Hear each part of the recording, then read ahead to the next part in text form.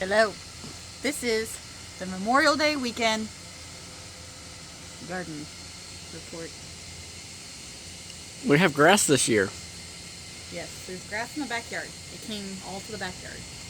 Like, yum.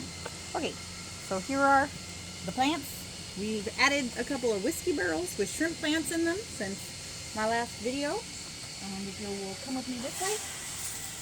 Our comeback kid over here that we never thought would make it because he got replanted like 3 times. Is blooming now and looking pretty happy. And this is the spaghetti squash that we planted by the fence, and I think in the last video, I don't think it was even sprouting, or it was sprouting so small that you couldn't see it. It's even got a bloom on it.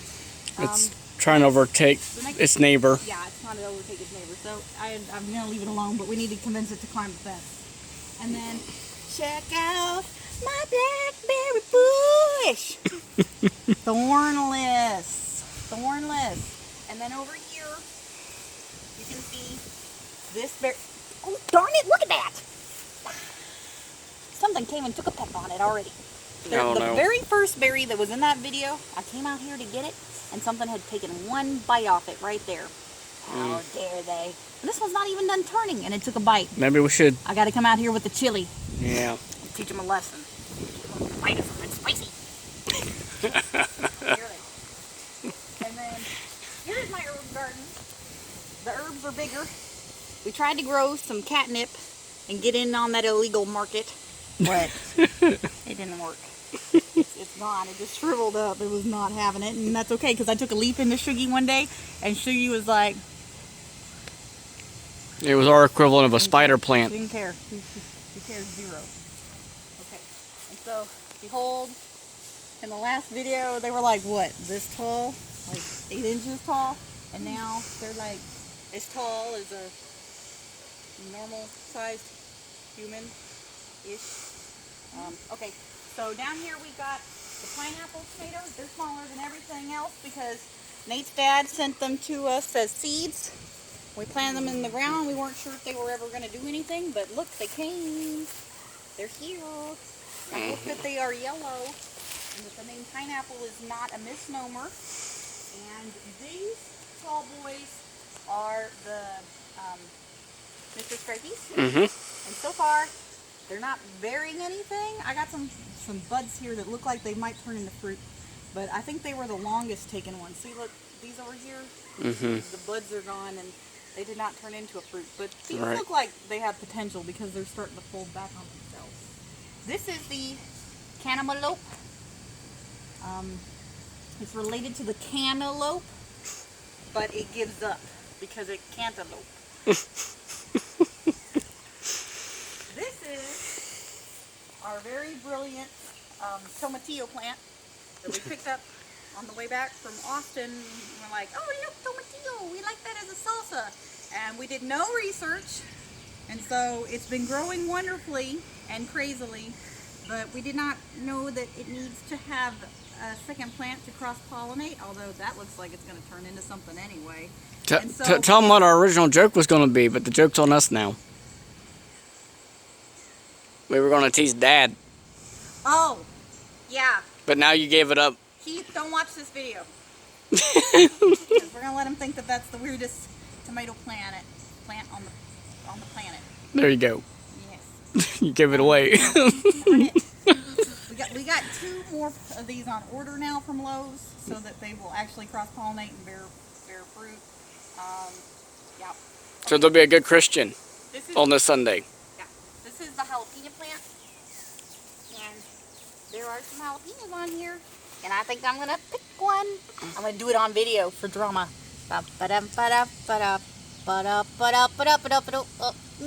Okay, this is harder than I thought it would be.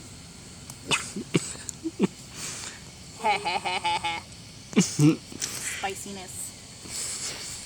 This is the early girl. Again, the one that we thought was going to die. That looks so wimpy. And look at, it's just got a train. Oh my gosh.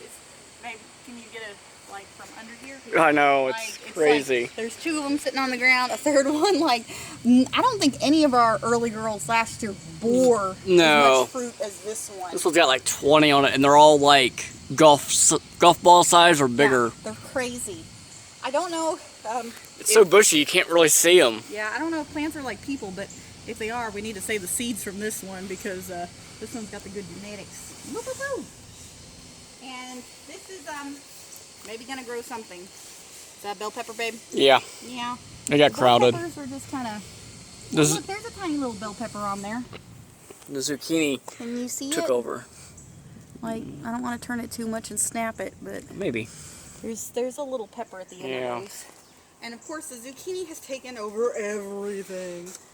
I harvested one yesterday. Oh, that one's big enough to harvest. Should I pick it, babe? You can. For drama on the video. 3, 2, 1, ah! Zucchini. Zucchini. And if I use this in my cooking, ooh, what is that on there? I can be part of Next Level Chef. Go right to the top of the level. With my Yeah, I don't know what's that. exotic. Kind of weird. Yeah, let's not think about that. Ooh. I got close up. This is our wimpy watermelon. We hope it does something, but we don't know if it will. And Basically. It's bigger than what it was, but that's about it. this is my windmill that we got at Canton last weekend so that it can, I don't know. I wanted something moving and spinning in the garden. And the ones that were this tall and multicolored were way too expensive. And I wanted something moving next to my zucchini to scare the raccoon. Because it took one of It ours. took a zucchini. Now it's mad. And what is this, babe? Beef steak? Yep. Yeah. Pretty big. You can see it's real big. It's real big. And then we're going to have to walk through this jungle to get over here to the spaghetti squash that was growing in the mound. It was the last video. It had just sprouted.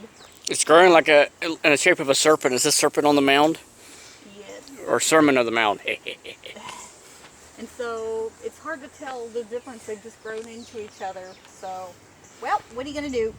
We're just, yay, nature, do your thing. We got another Pepper. bell pepper. That's just kind of, they're not very exciting compared to the tomatoes. And oh, this is the volunteer right here, right behind you. Mm-hmm. This is the volunteer. We did not plant this tomato plant. It just came up on its own, and it's like, hey, I'm here. Did you miss me? And we're like, yeah, we missed you. Come back. Yeah. And of course, the Sweet Millions, or is this the hundreds? 300 right here. Sweet 100. Look at that. The millions on the Can corner. you see the row? Just the row of tomato, tomato, I tomato, think we got tomato, two tomato, sweet tomato. 100s because I think the one in the front is The also. millions. We had the millions on that end, and then there were two sweet 100s. I think that's the sweet 100, We've and that's been the sweet picking- 100. They've just been coming like crazy. They just keep coming, and that's okay. We like that. And then this is the cucumber plant. And I think this is the plant that gets my husband most excited because when it first had, he was like, "Babe, there's cucumbers right here." And I'm like, I love "Whatever. cucumbers. There's nothing on there." And he's like, "Wait, come look. There's oh my gosh, that's actually big now." Yeah, I know. I told you we'll pick it this week. Again, I didn't believe. I didn't believe. So there's this horny little thing down here that's spiky, and it's a cucumber. Yeah. And that's almost pickable size. I mean, I don't know how big a straight 8 is supposed to be before you pick it. 8. I think we got assume. another day or two on Yeah. that. Okay, maybe I'll come put some chili pepper on there, just in case anything gets a bright idea. And then this is the sweet potato from Nate's co-worker. Mm-hmm. And I have no idea to know when that thing's going to be ready. Because how do you know if something's ready to pick if it's underground? You can't see it. We'll have to Google it. Yeah, googling. And There's a hydrangea. the It's hydrangea is not real happy. It does not like it here. no. It's not doing good.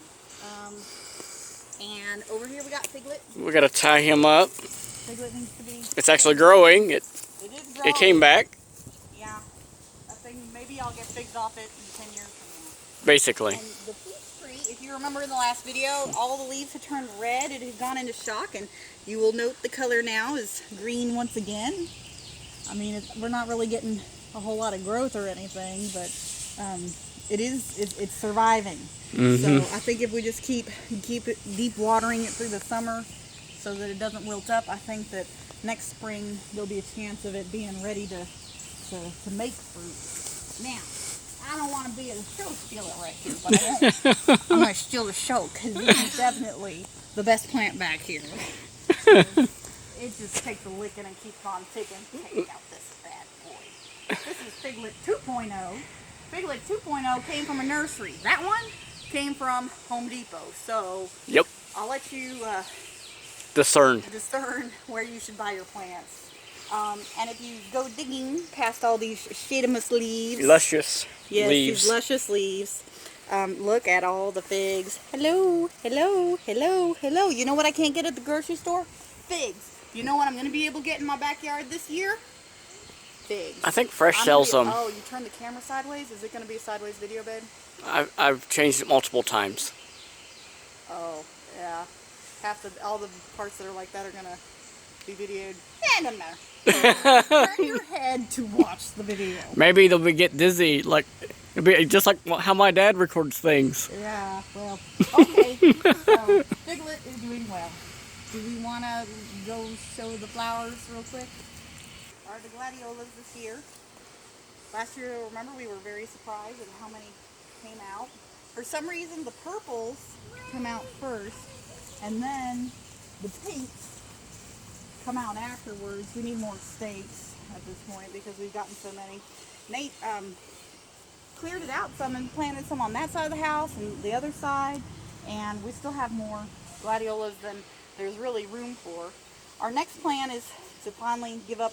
As long as there's flowers here, it's hard to say no and pull them out.